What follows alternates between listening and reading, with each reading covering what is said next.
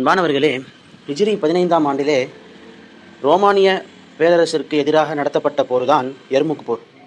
அந்த ரோம பேரரசினுடைய படை இருக்கின்றதே சுமார் கிட்டத்தட்ட 1,00,000 பேர் அவர்கள் இருந்தார்கள். முஸ்லிம்களுடைய படையுமோ 40,000க்குள்ளாகத்தான் அவர்கள் இருந்தார்கள். இந்த எண்ணிக்கையினுடைய பயத்தை பார்த்தவுடனே முஸ்லீம் படையில் பல பேர் புதுசாக இஸ்லாத்துக்கு வந்தவங்க எல்லாம் பயந்துட்டாங்க. ஏன்னா அவங்களுக்கு போர் அனுபவம் கம்மி, அந்த போருடைய தந்திரங்கள் தெரியாது. அதனால் ரோம பேரரசனுடைய படை மும்மடங்கு அதிகமாக குதிரைகள், கவசங்கள், ஆயுதங்கள் எல்லாம் நிரம்பி இருந்துச்சு. அதை பார்த்த உடனே அவங்க எல்லாம் பயந்துட்டு, இவ்வளவு பெரிய படையை நம்மால் எவ்வாறு வெல்ல முடியும் என்ற பயம் அவர்களுக்குள்ளால் வந்துவிட்டது. அது மட்டும் கிடையாது, இந்த ரோம பேரரசனுடைய தளபதி இருக்கிறானே, அவன் ஒரு சைக்கோ மாதிரி அந்த இடத்துல நடந்துக்கிட்டான். எப்படி பண்ணான் அப்படின்னா, அவங்க படை வீரர்களுடைய கால்களை சங்கிலியால் 4 பேராக இருக்கிற மாதிரி சங்கிலியால் கட்டி போட்டுக்கிட்டான். அப்போ தான் திரும்பி பின்வாங்கி அவங்க ஓடக்கூடாது அப்படின்னு, சாவர வரைக்கும் என்ன பண்ணணும், போரில் அவங்க சண்டை போடணும் அப்படிங்கிறதுக்காக அந்த மாதிரி ஒரு அந்த யுக்தியை அந்த ரோம பேரரசனுடைய படை தளபதி அவன் கையாண்டான். இதை பார்த்த உடனே இன்னும் முஸ்லீம்களுக்கு உண்மையாலுமே இவங்க சாகர வரைக்கும் போராடுவாங்க போலையே அப்படிங்கிற அந்த பயம் அந்த புது இஸ்லாத்திற்கு வந்தவர்களுடைய உள்ளத்தில் அந்த பயம் தொற்றிக் கொண்டது. உடனே ஹாலித் ரலியல்லாஹு அந்த இடத்துல கொஞ்சம் அந்த இடத்துல போருடைய தந்திரத்தை கையில் எடுக்கிறாரு. எடுத்துட்டு என்ன சொல்றாரு அப்படின்னா, நீங்கள் போரில் பின்வாங்குற மாதிரி பின்வாங்குங்க, அதுக்கப்புறம் நம்ம அதாவது கொஞ்சம் இறங்கி அடிக்கலாம் அப்படிங்கிற ஒரு யுக்தியை அவங்க கையெடுக்கிறாங்க. எடுத்து ஆனால் இந்த யுக்தி அந்த புதுசாக வந்திருக்கக்கூடிய இஸ்லாமியர்களுக்கு அது தெரியலை.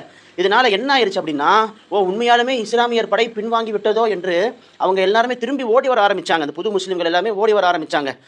இதை பார்த்த உடனே கூடாரத்துக்கு அந்த போர் படையில் பெண்கள் இருப்பாங்க. அந்த பெண் படைகள் ஒரு கூடாரத்தில் இருப்பாங்க.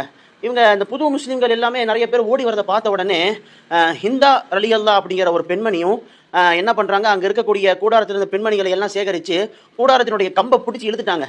கையில் அந்த கம்பை வச்சு நிற்கிறாங்க, தடுத்து நிற்கிறாங்க. ஏன் இந்த பக்கம் ஓடி வரீங்க, நீங்கள் எதுக்காக நீங்கள் இந்த பக்கம் நீங்கள் ஓடி வரீங்க? அல்லாஹ்கிட்ட நீங்கள் ஓடி போகலையா? அவங்களுடைய வழி அந்த பக்கம் இருக்கிறது, போங்க. அந்த பக்கம் போனீங்கன்னா ஷஹீதாகி அல்லாஹ்கிட்ட நீங்கள் போவீங்க. நீங்கள் போய் அதில் போய் சண்டை போட்டு சொர்க்கத்துக்கு நீங்கள் போங்க, சொர்க்கம் உங்கள் அந்த இடத்துல கூப்பிடுது அப்படின்னு என்ன பண்ணுறாங்கன்னா ஒரு ஊக்கத்தை கொடுத்து அந்த ஹிந்தா ரலியல்லாஹு அப்படிங்கிற பெண்மணி வந்தவங்களை எல்லாத்தையும் அனுப்புகிறாங்க. இன்னொரு வார்த்தையும் அவர்கள் சொன்னார்கள், அதெல்லாம் பொன் எழுத்துக்களால் பதிக்கப்பட வேண்டிய வார்த்தைகள். இன்றைக்கு நீங்கள் ஓடினீர்கள் என்று சொன்னால் நாளைக்கு ரோம பெண்கள் நம்மளை அடிமையாக இழுத்துட்டு போவாங்க, இந்த அவலம் உங்களுக்கு தேவையா என்பதாக ஹிந்தா ரலியல்லாஹு சொன்னதை கேட்ட உடனே அவர்களுக்கெல்லாம் ஒரு வெட்கமாகிவிட்டது. ஒரு பெண் இப்படி பேசுகிறார்களே, அவர்களுக்குள்ளால் இவ்வளவு பெரிய ஒரு தைரியமும் இஸ்லாத்தை நாம் நன்றாக வளர்க்க வேண்டும் என்ற ஒரு மன உறுதியும் அவர்களுக்கு இருக்கின்றதே.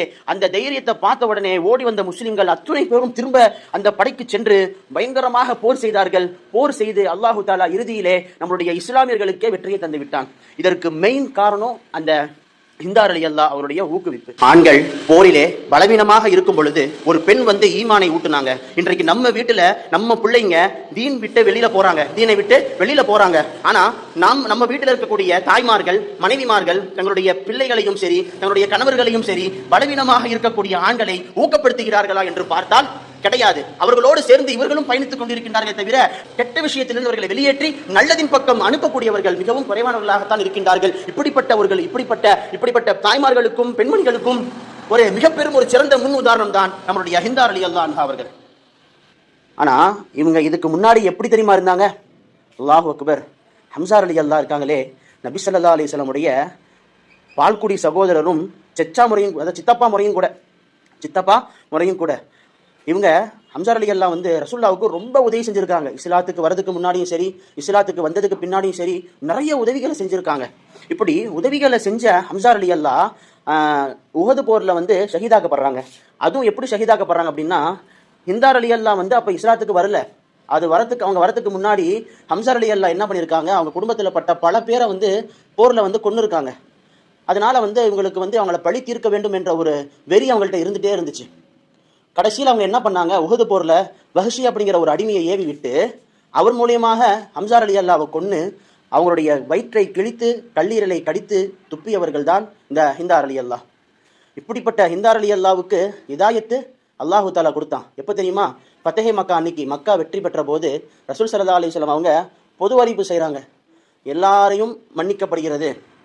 அதில் ஹம்சா ரலியல்லாஹு அவர்களை கொண்டவங்களுக்கும் அதில் மன்னிப்பு இருக்குது.